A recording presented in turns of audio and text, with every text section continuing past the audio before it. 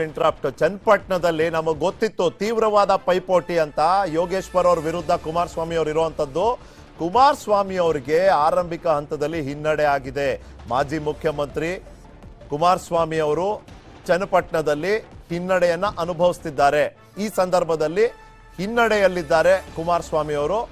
ಅಲ್ಲಿ ನಗರ ಪ್ರದೇಶದಲ್ಲಿ ಒಂದು ರೀತಿಯ ವೋಟಿಂಗ್ ಆಗುತ್ತೆ, ಗ್ರಾಮೀಣ ಭಾಗದಲ್ಲಿ ಒಂದು ರೀತಿಯ ವೋಟಿಂಗ್ ಆಗುತ್ತೆ. ನಗರ ಪ್ರದೇಶದಲ್ಲಿ ಮುಸ್ಲಿಂ ಮತಗಳು ಹೆಚ್ಚಿರೋದು, ಅಲ್ಲಿ ಸಿಪಿ ಯೋಗೇಶ್ವರ್ ಅವರಿಗೆ ಅಷ್ಟು ಅನುಕೂಲಕರ ಪರಿಸ್ಥಿತಿ ಇಲ್ಲ. ಆದ್ರೆ ಗ್ರಾಮೀಣ ಭಾಗಕ್ಕೆ ಬಂದಾಗ ಸಿಪಿ ಯೋಗೇಶ್ವರ್ ಅವ್ರಿಗೆ ಒಂದು ಜಿದ್ದಾಜಿದ್ದಿ ಪೈಪೋಟಿ ಮಾಡುವಂತ ಅವಕಾಶ ಇದೆ. ಆ ವೇದಿಕೆ ಗ್ರಾಮೀಣ ಭಾಗ ಕೊಡ್ತಾ ಇದೆ. ಫೈಟ್ ಟಫ್ ಇದೆ ಇತ್ತು. ಹಾಗೆ ನಮ್ಗೆ ಅಂದ್ರೆ ನ್ಯೂಸ್ 18 ನಲ್ಲಿ ಬಂದ ಒಂದು ಸುದ್ದಿ ಕೂಡ ಇಲ್ಲಿ ರೀಕಾಲ್ ಮಾಡಬಹುದು. ಇನ್ನೊಂದು ಕ್ಷೇತ್ರ ಏನಾದ್ರೂ ಬೇಕಾಗತ್ತಾ ಅಂತ ಹೇಳಿ ಥಿಂಕ್ ಮಾಡ್ತಿದ್ರು ಕುಮಾರಸ್ವಾಮಿ ಅನ್ನೋದು.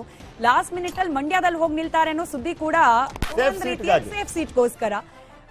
ಇದು ಹೀಗೆ ಆಗತ್ತೆ ಅಂತ ಹೇಳಿಕ್ ಆಗಲ್ಲ ಅಶ್ವಿನ್ ಅವರೇ. ಬಟ್ ಆರಂಭಿಕ ಹಿನ್ನಡೆ ಕುಮಾರಸ್ವಾಮಿ ಅವರು. ಅಶ್ವಿನ್, ತೀವ್ರವಾದ ಪೈಪೋಟಿ. ನಿಜ ಹೇಳಬೇಕು ಅಂದ್ರೆ ಇವತ್ತಿನ ದಿನ he has dared to do this. ಧೈರ್ಯ ಮಾಡಿದ್ರು ಅವರು. ಸೇಫ್ ಸೀಟ್ ಆಯ್ಕೆ ಮಾಡ್ಕೊಳ್ಳಿಲ್ಲ ಅವರು. ಬೇರೆ ಸಂದೇಶ ಹೋಗುತ್ತೆ ಕಾರ್ಯಕರ್ತರಿಗೆ, ಪಕ್ಷದ ಬಗ್ಗೆ ಬೇರೆ ಸಂದೇಶ ಹೋಗುತ್ತೆ. ಮಾಡಲಿಲ್ಲ ಅವರು ಸೇಫ್ ಸೀಟ್.